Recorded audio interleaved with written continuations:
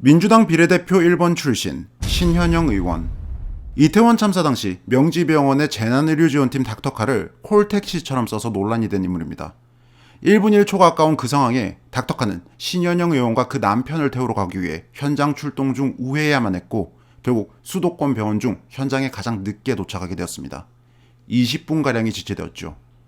논란이 일자 신현영 의원은 본인이 의사 출신이라 응급의료팀의 일원으로서 현장에 간 거라고 주장했습니다. 거짓말이었죠. 가정의학과 출신인 신현영은 응급팀 일원도 아닐 뿐더러 정작 현장에 도착해 15분 만에 사진만 찍고 돌아갔다는 점이 밝혀집니다.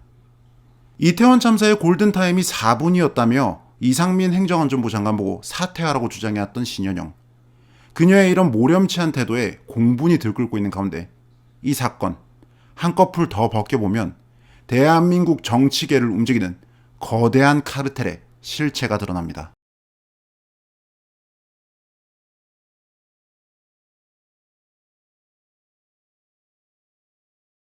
문재인 정부가 들어설 때쯤 민주당을 비롯한 집권 세력과 범좌파 진영의 전폭적인 지원 사격을 받기 시작한 병원이 있습니다. 명지병원입니다. 민주당 신현영 의원이 의사로 근무했던 병원이자 그녀의 요청에 따라 이태원 참사 현장으로 출동하던 닥터카를 집으로 콜택시처럼 보내준 그 병원입니다. 이명박, 박근혜 정부 때만 하더라도 일반적인 병원 활동 외에는 별다른 움직임이 없었던 명지병원. 그런데 문재인 대통령이 집권하자 갑자기 어마어마한 행보를 보입니다. 문재인 정권이 엮여있는 각종 사업이나 이권을 싹 쓸어간 겁니다. 서울시 자살예방센터 위탁 운영, 경찰 마음 동행센터 위탁 운영, 세월호 피해자들을 돕는 안산 온마음센터 위탁 운영, 전국 세계의료재단만이 뽑힌 인천국제공항 코로나 검사소 운영, 치매 뇌은행 사업 대상자 선정, 무엇보다 하남시에서 진행했던 초거대 프로젝트인 문화복합단지 조성 사업에서 네로라는 상급 종합병원들을 제치고 우선 협상자로 뽑혀 논란이 일기도 했습니다. 명지병원이 특혜를 받은 게 아니냐는 의혹들이 나온 바 있죠. 문재인 정부 당시 식품의약품안전처로부터 공적 마스크 독점 유통권을 보장받았던 회사와 이권관계로 엮여있다는 의혹도 제기되었습니다. 대한민국 일자리 으뜸 기업으로 선정되어서 세무조사 유예부터 신용평가, 금리 우대 등 150여 개에 달하는 행정적, 재정적 지원을 받게 됐습니다. 명지병원 이사장을 비롯한 관계자들이 각종 정부와 민주당 행사에 초청받는가 하면 남북 보건의료협력 같은 협의체의 일원으로 참여하기도 하고 민주당 중진이 병원에 찾아가서 특별 강연이나 행사를 하기도 합니다. 이렇듯 명지병원은 이전까지는 특기할 만한 움직임을 보이지 않다 문재인 정부가 집권하자 정권과 닿아 있는 여러 활동들을 벌이고 언론을 통해 대대적으로 홍보됩니다. 그 정점은 2020년 4.15 총선. 민주당의 비례위성정당이었던 더불어시민당에서 비례대표 1순위로 명지병원의 가정의학과 전문의를 선정한 일이었습니다. 신현영이었습니다. 총선에서 비례대표 1번은 상징성이 매우 큰 자리입니다. 그런데 의료계에서도 잘 알려지지 않은 30대의 가정의학과 전문의가 1번으로 선정되자 민주당 안팎에서도 논란이 나옵니다. 문재인 대통령의 최측근으로 알려져 있는 양정철 민주연구장이 이에 관여했다는 지적도 나왔죠. 이렇듯 평범한 의사였던 신현영은 하루아침에 어마어마한 주목을 받으며 정계에 데뷔합니다.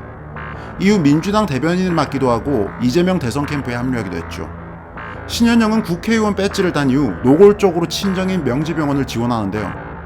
보건복지부 장관과 같은 정부 고위급 인사를 데리고 병원에 방문해 각종 이벤트를 벌이고 명지병원의 애로사항을 전하기도 했습니다.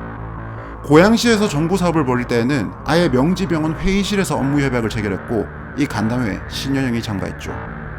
민주당 의원들을 데리고 명지병원이 새로 문을 연 센터들을 방문하기도 했습니다. 이런 엄청난 지원 사격들을 통해 명지병원의 입지가 올라가지 않을 수 없었겠죠.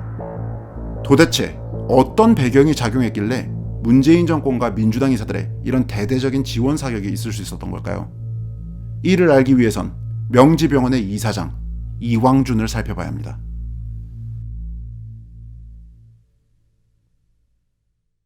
글로벌 금융위기의 여파가 한창이던 2009년 대학병원급인 명지병원이 갑자기 중소병원에게 인수되어 화제가 됩니다. 새우가 고래를 먹었다는 평가가 나왔을 정도였죠. 여기서 새우, 즉 명지병원을 인수한 사람은 의료인 이왕준이었습니다. 이왕준이 명지병원 이사장 겸 의료원장이 된 이후 명지병원은 좌파 진영 정치인들 자녀와 관련해 종종 뉴스에 등장한 바 있습니다. 2012년 박원순 당시 서울시장의 아들 박주신과 관련해 병역 논란이 일었을 때 박주신은 연세대 세브란스 병원에서 MRI를 촬영하기에 앞서 먼저 명지병원에서 MRI를 찍고 허리디스크 진단을 받았었죠. 이재명 민주당 대표의 장남과 관련해 황제 의전 의혹이 일었던 곳도 명지병원이었습니다. 이재명의 아들은 집 근처 서울대 분당병원을 두고 굳이 수십 킬로미터나 떨어진 명지병원에서 진료를 받았죠. 조국 전 법무부 장관의 딸 조민이 2021년 부산대 의전원 입학 취소 처분을 받은 이후 레지던트로 지원했던 곳이 명지병원 응급의학과이기도 했습니다. 다만 논란 때문에 불합격 처리되었죠. 이렇듯 명지병원은 이왕준 이사장이 인수를 한 시점으로 정치권과 급격히 가까워졌습니다. 유력 좌파 정치인들과의 직간접적인 연은 물론 메르스 사태 때에는 아예 민주당 의원이 박근혜 정부의 보건복지부에게 명지병원을 본받으라는 지적까지 했을 정도입니다. 문재인 정부가 출범하자 앞서 살펴봤듯 각종 특혜 의혹까지 일으키며 급부상했죠. 이런 일이 가능했던 건 바로 이왕준이 오늘날 386 운동권의 대부라고 불리는 존재이기 때문입니다. 서울대 의대 83학번인 이왕준. 그는 학생운동에 뛰어들어 운동권의 간부가 됩니다. 그러다 1986년 구국학생연맹 사건에 연루되어 국가보안법 위반 혐의로 감옥에 가게 되죠. 당시 이왕준은 자주와 반파쇼 민주화투쟁위원회, 이른바 자민투라 불리던 단체의 조직부장이었습니다. 자민투는 북한 주체사상을 따르는 NL 주사파 계열의 운동권 조직으로 북한 체제를 숭상하고 미군 철수 등을 외친 이적단체였죠. 신현영에게 비례대표 1번을 준 배우로 지적된 문재인의 최측근 양정철이 이왕준과 마찬가지로 이 자민투의 간부 출신이었습니다. 이왕준은 당시 가자 북으로 오라 남으로와 같은 기획을 주도하며 성공적으로 이끌었습니다. 이렇듯 그는 80년대 학생운동을 주도하던 리더 중 하나였는데요. 이후 시간이 흘러 1996년 이왕준과 그 동지들은 생계전선으로 흩어져 있던 운동권을 다시 모읍니다. 그렇게 이제는 30대가 된 운동권 200여 명을 모아 열린공간 30이라는 단체를 만들었는데요. 60년대에 태어나 80년대에 대학을 다녔고 30대가 된 사람들을 가리켜 386이라 칭하는 신조를 만든 것도 바로 이 사람들이었습니다. 이왕준은 이 모임을 대표로서 또 주축으로서 이끌며 386 운동권의 정치 세력화를 지휘합니다. 민주화 이후 흩어졌던 386 운동권을 다시 한데 뭉치게 한 장본인이라는 겁니다.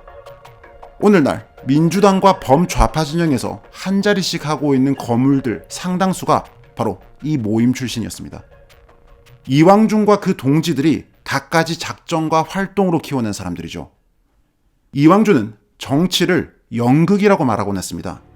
스포트라이트는 배우가 받지만 연극은 배우가 하는 게 아니라면서 대본을 쓰고 연출을 하는 역할의 중요성에 대해 이야기했죠. 본인이 대통령을 3명쯤 만들어 보겠다는 꿈을 가지고 있다는 말을 하기도 했습니다. 다시 말해 이왕준은 배우, 즉 정치인들을 섭외해서 기획을 하고 대본을 쓰고 연출을 해 키워내는 감독 역할을 해온 겁니다. 그렇게 386 운동권이라는 작품이 대한민국 정치라는 연극판 위에 올라갈 수 있었습니다. 오늘날 50대가 된 그들, 586이라 칭해지는 이 386 운동권 세력은 사실상 무소불위의 정치 세력입니다. 재벌, 독재, 극우, 친일파 등 여러가지 프레임을 만들어내 마치 본인들이 여전히 학생운동이라도 하는 것처럼 선한 약자를 표방하고 있지만 사실은 대한민국에서 가장 큰 권력을 가지고 있는 세력이죠. 박근혜 대통령의 탄핵, 문재인 정부의 독주, 민주당의 의회 독재 등 최근 몇 년 사이 586 세대의 주도하에 나라가 또 시대가 움직였습니다.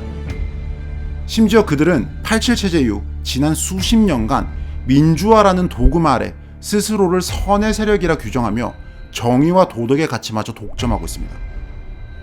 그리고 이런 586 캐릭터들을 캐스팅하고 구심점 역할을 해온 이왕준 같은 사람들은 무대 뒤에서 대한민국 정치라는 연극판을 움직이고 있습니다.